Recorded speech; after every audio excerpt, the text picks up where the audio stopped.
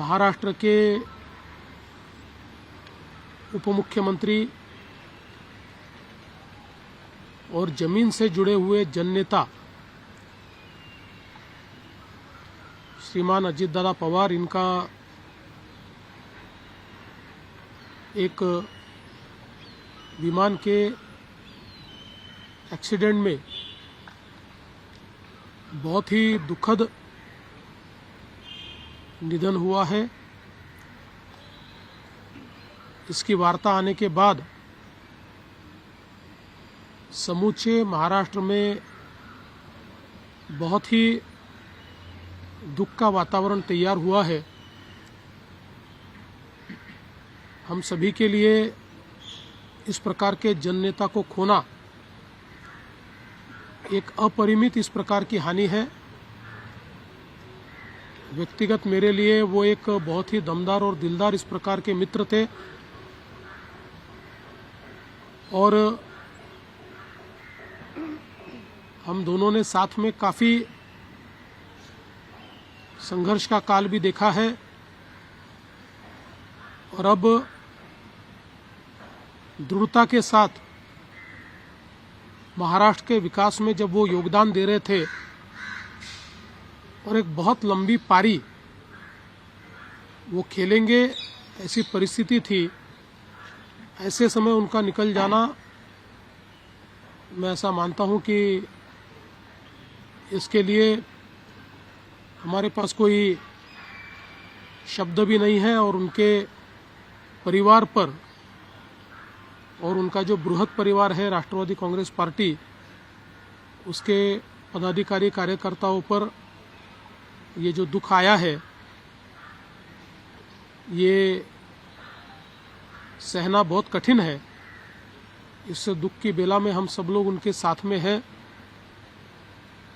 अभी जो उनका परिवार है वो जब बारामती पहुंचेगा उसके बाद उनसे चर्चा करके आगे की सारी चीज़ें ज्ञात की जाएगी।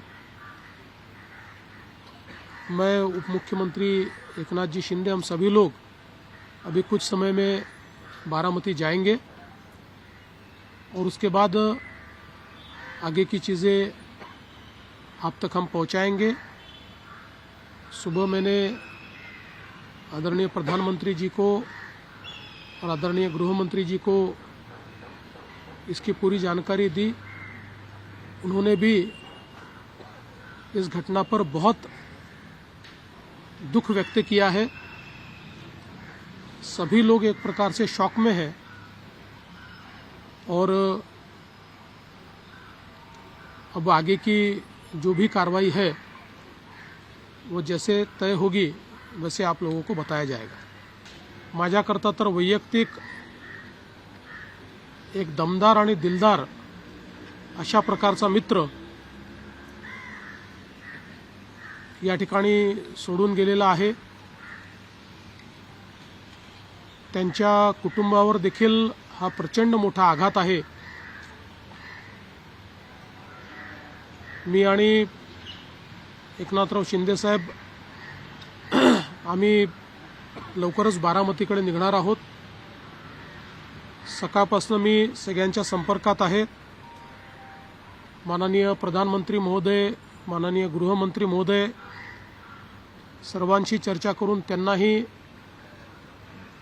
घडलेल्या परिस्थितीची सगळी कल्पना मी दिली आहे। त्यांनीही याबद्दल प्रचंड दुःख हे व्यक्त केलेलं आहे। एकूणच देशातच या संपूर्ण प्रकरणामुळे हळहळ पसरलेली आहे। पुढच्या सगळ्या गोष्टी ज्या आहेत त्या परिवाराशी चर्चा करून ठरवण्यात येतील। सकाळी सुप्रियाताईंशी माझं बोलणं झालं, त्यानंतर पार्थ पवारांशी माझं बोलणं झालं। एकदा संपूर्ण परिवार बारामतीला पोहोचल्यानंतर पुढच्या सगळ्या गोष्टींचे निर्णय हे त्यांच्या संमतीने घेतले जातील। महाराष्ट्रामध्ये आज शासकीय सुट्टी आम्ही घोषित केलेली आहे आणि त्यासोबत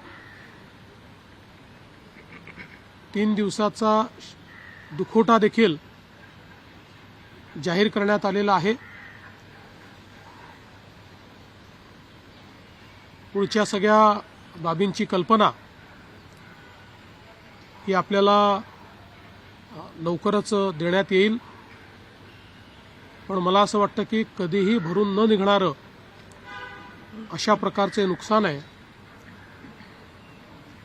महाराष्ट्रातनं असे लोकनेते गेल्यानंतर जी पोकळी तयार होते ती भरून काढणं हे अतिशय कठीण आहे आणि निश्चितच इतक्या सोबत, इतक्या जवळून आणि इतक्या संघर्षाच्या काळात एकत्रित काम केलेलं आहे की त्यातनं खरं तर अशा गोष्टीवर विश्वास ठेवायलाच मन तयार होत नाही। तर पुढच्या ज्या काही गोष्टी जशा ठरतील तसं आपल्याला कळवण्यात येईल।